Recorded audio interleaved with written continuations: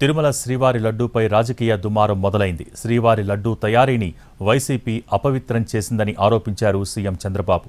140 కోట్ల మంది భక్తుల మనోభావాలను దెబ్బతీశారని భూమన కరుణాకర్ రెడ్డి మండిపడ్డారు. లడ్డూ నాణ్యత లేకపోయినా ఎందుకు కాంప్రమైజ్ అయ్యారో భూమన కరుణాకర్ రెడ్డి చెప్పాలని బీజేపీ నేత భానుప్రకాష్ రెడ్డి డిమాండ్ చేశారు. వైసీపీ పాలనలో ఎలాంటి అక్రమాలు, నీచమైన కార్యక్రమాలు చేయలేదని వైవి సుబ్బారెడ్డి అన్నారు.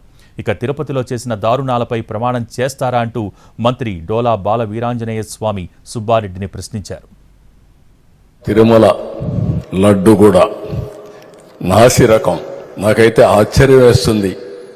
ఎన్ని కంప్లైంట్ చేసినా కడాన వెంకటేశ్వర స్వామి పవిత్రతను దెబ్బతీశారు. అన్న దానంలో క్వాలిటీ ఆఫ్ ఫుడ్ లేకుండా చేశారు. దేవుని దగ్గర పెట్టే ప్రసాదం అపవిత్రం చేసే విధంగా ఓసారి బాధేస్తుంది.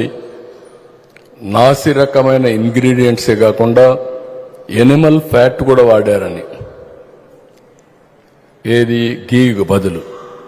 ఈరోజు లడ్డూల్లో వచ్చిన కంప్లైంట్ల ఆధారంగా లడ్డూ నాణ్యత లోపించిన దానివల్ల ఇది మీరు అధికారులు చూస్తే వచ్చినటువంటి ఎక్కడి నుంచి వచ్చాయి ఏంటి ఇవన్నీ పరిశీలన చేస్తే వచ్చిన దాన్ని మా ముఖ్యమంత్రి మాట్లాడితే నువ్వు సిగ్గు లేకుండా ప్రమాణాల కోసం మాట్లాడుతున్నావు. ప్రమాణాల కనుక ఉన్నట్టయితే తిరుపతిలో చేసిన దారుణాలు ఇన్ని కాదు, ఇవన్నిటి కూడా నిగ్గుదాల్చాల్సినటువంటి పరిస్థితులు ఉన్నాయి. దాని మీద సమగ్ర విచారణకు నువ్వు కోరింటే మేము సంతోషించామని కూడా తెలియజేసుకుంటాం. వైసీపీ ప్రభుత్వం ఉన్నప్పటి నుంచి లడ్లు వాసన వస్తున్నాయి. వైసీపీ గవర్నమెంట్ లో నెయ్యి సరఫరా చేసే వాళ్ళని మార్చేశారు.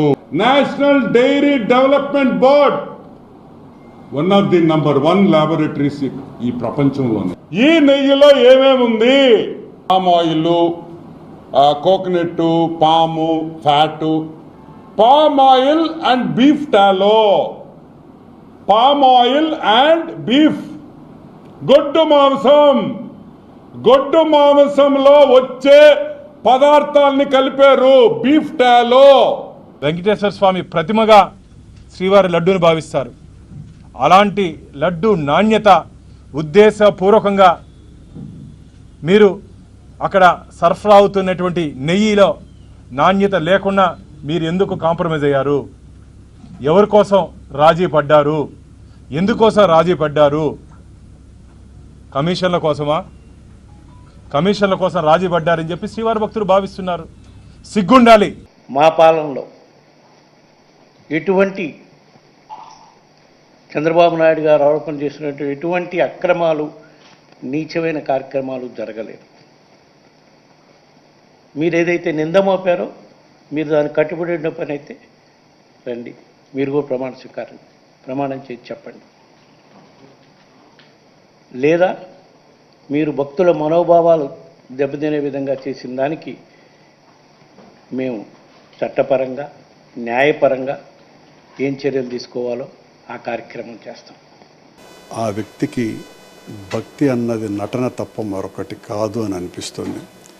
నిజంగా వెంకటేశ్వర స్వామి పట్ల అనన్య సామాన్యమైనటువంటి భక్తిపరుణ్ణి అని చెప్పుకునేటువంటి ముఖ్యమంత్రి గారు ఇంత దిగజారినటువంటి ఆరోపణ వేయగలిగే సాహసం చేస్తున్నారు అంటే ఆయనకు స్వామివారి పట్ల ఏమాత్రం కూడా భక్తి లేదేమో అని నేను